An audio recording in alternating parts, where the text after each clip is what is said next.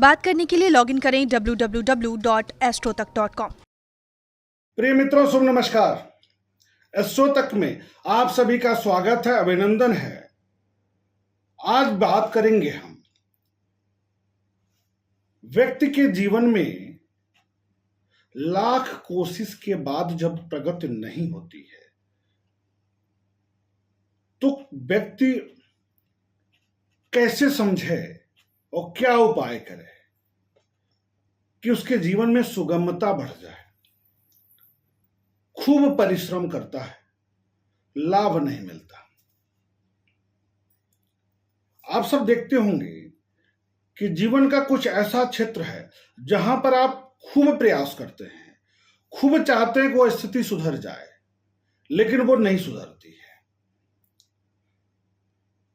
कहीं न कहीं उसमें कमियां दिखती रहती हैं।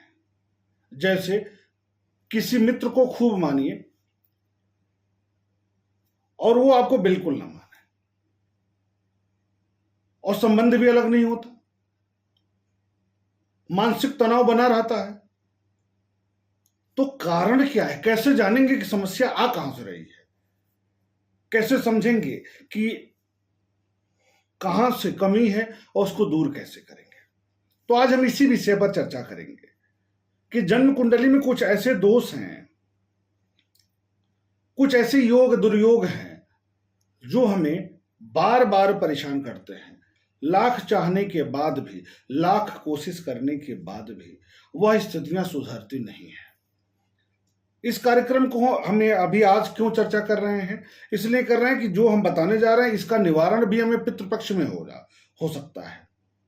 इसका निवारण हम नहीं करेंगे तो हमें तनाव मिलता ही रहेगा। जन्म कुंडली में जो दुर्योग बनता है वो क्यों बनता है, पहले हम इसको समझेंगे।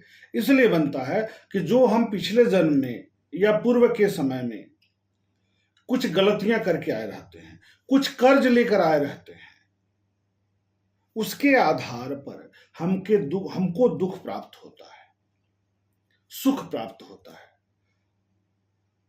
तो जीवन में ज्योतिष शास्त्र की अगर चर्चा करें, व्यक्ति के जीवन से संबंधित चर्चा करें, तो 7 प्रकार के ऋणों की बात की गई है। ऋण का मतलब कर्ज की बात।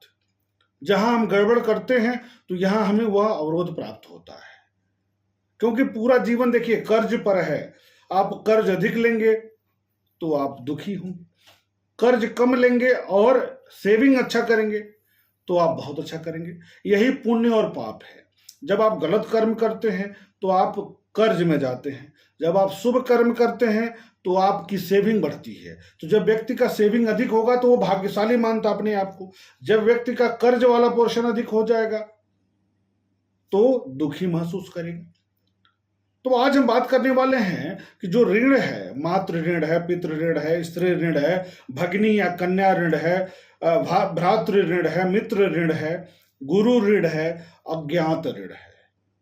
इससे छुटकारा कैसे पाएंगे हम क्रमशः हम बात करेंगे। लेकिन आज का हमारा विषय होगा मातृ ऋण से रिलेटेड, कि मातृ ऋण यदि जन्म कुंडली में है तो किस प्रकार का तो हमारे जीवन में दुर्घटनाएं हो सकती हैं, घटनाएं हो सकती हैं, और कौन से योग जन्म कुंडली में है जिसके आधार पर हम समझ सकते हैं कि हमारे जीवन में यह ऋण है। जैसे मातृ ऋण कब बनता है, कैसे पहचानेंगे? जब जातक विगत जन्म में माता या माता तुल्य लोगों के किसी रूप में कर्जदार हो जाता है, जैसे उनके साथ अच्छा व्यवहार नहीं किया, माता या माता तुल्य महिलाओं के साथ, बड़ी महिलाओं के साथ गलत व्यवहार करता है। आज तो कर लेते हैं लोग, लेकिन भविष्य नहीं सोचते हैं कि यह बाद में चल करके हमारे लिए कितना बड़ा सिरदर्द होगा।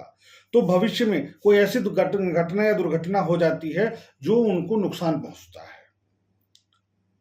पहली स्थिति, उनके प्रति यानी मातृ तुल्य जो लोग हैं उनके प्रति कर्तव्यों का निर्वहन आप नहीं करते हैं।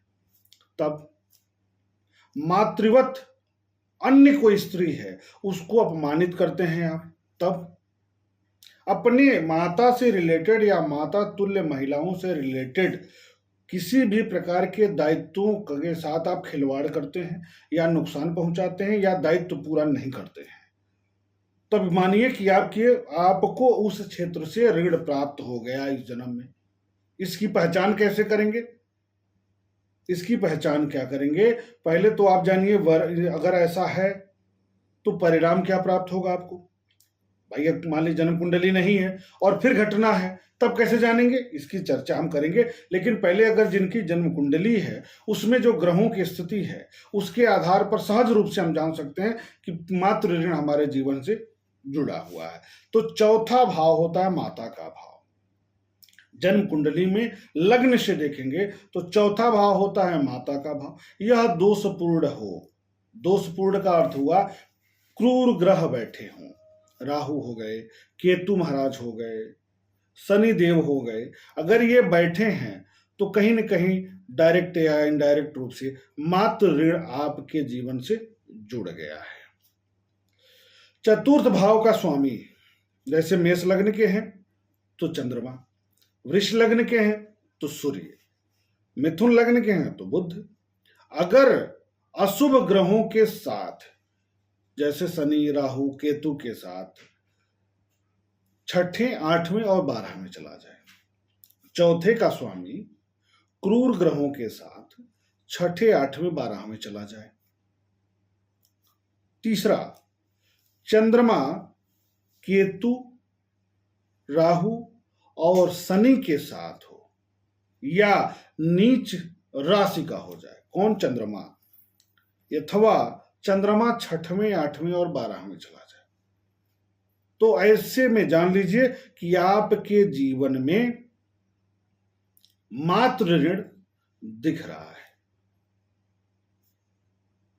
अगर द्वादश का कारक ग्रह आपकी जन्म कुंडली में लग्न में 12वें का 8वें का स्वामी भी अगर चौथे में बैठ गया तो भी कहीं ना कहीं मातृ ऋण आपके जीवन में दिख रहा है। इसका और लक्षण क्या हो सकता है? मान लीजिए जन्म कुंडली नहीं है, तब कैसे आप पहचानेंगे कि आपके जीवन में मातृ ऋण है? तो जिनके जीवन में घरेलू समस्या चाह कर भी समाप्त नहीं हो रहा है, घरेलू समस्या जैसे गाड़ी से संबंधित समस्या, घर से संबंधित कोई समस्या, बार बार आपके घर के जो सुख संसाधनों के सामान है वो खराब हो रहे हैं, तो यह मान के चलिए कि कहीं ना कहीं हमारा चतुर्थ भाव दूषित हुआ है। घर में आप जब रहते हैं तो मन अशांत रहता है, तनावपूर्ण रहता है। घर से जब दूर जाते हैं तो स्थितियां ठीक हो जाती है। तो घर में आते ही समस्या बढ़ गया, इसका मतलब है मातृ ऋण आप पर है। माता तुल्य महिलाओं से संबंध आपके अच्छे नहीं हो रहे हैं। कोई बड़ी उम्र की महिला, चाहे चाची, माता या दूर का कोई ऐसा व्यक्ति है जो आपके माता तुल्य माना जाएगा, वह आपका विरोधी हो गया, आपको गलत तरीके से आपके साथ व्यवहार कर रहा है, आपका नुकसान बार बार कर रहा है। इसका मतलब हुआ कि मातृ ऋण आप पर है। घर में दुधारू पशु मर जा रहे हैं, गाय है मर गई, तो यह मानिए भैंस है खत्म हो गई, तो मातृ ऋण वहां भी दिख रहा है कि आपके जीवन में मातृ ऋण है। अपने से बड़ी उम्र की पूज्य स्त्रियां जातक को हीन भावना से देखते हुए अपमानित करती हैं। यानी अपने से बड़ी उम्र की कोई महिला है और आप उसे जानते भी नहीं हैं, लेकिन वो आपको बार बार जब भी समय मिलता है या मुलाकात होती है तो आपको कटाक्ष करती है, अपमानित करती है, तो समझ जाइए कि मातृ ऋण है। अब आगे आते हैं कि सांप से भय, दुर्घटना से भय, सीने की समस्या, मानसिक समस्या, घर के विषय वस्तु को लेकर के तनाव में आप रहते हैं, तो यह मानिए कि आपको मातृ ऋण है। संपत्ति जो अचल संपत्ति है वह बिकने की स्थिति में आ गई है। माता की संपत्ति बिकने की स्थिति में आ गई है, अचल संपत्ति बिक रही है, इसका मतलब हुआ कि आपके जीवन में मातृ ऋण है। तो इसका छुटकारा कैसे मिलेगा, इसका उपाय क्या है, इसको हम समझेंगे, इसको जरूर जानेंगे। तो पहली बात, माता, मौसी, बुआ या मातृ तुल्य जो स्त्रियां हैं उनका सेवा करना है, आशीर्वाद लेना है और कुछ कमाई का हिस्सा उनको देते रहना है। समय समय पर उनके लिए सामानों की उपलब्धता कराते रहिए। इससे मातृ जो दोष है वह धीरे धीरे धीरे धीरे खत्म होगा, मातृ ऋण से आप मुक्त हो जाएंगे। चिड़ियों को प्रतिदिन चावल का दाना खिलाइए। चिड़ियों को चावल का दाना आप खिलाएं तो बहुत फायदा करेगा। बहते पानी में दूध की कुछ धारा डाल दिया करें। यदि आपके आसपास कोई वृद्ध महिला है जिसका पालन पोषण करने वाला कोई नहीं है, तो आप कोशिश करिए कि उसको जो उपयोग का सामान है वो दे दें या उसकी सेवा करते रहें। रात में दूध न पिए। रात में दूध पीना खतरनाक हो सकता है, फूड पॉइजनिंग का काम कर देगा, बार बार आप परेशान हो जाएंगे। इससे आपको बचना है।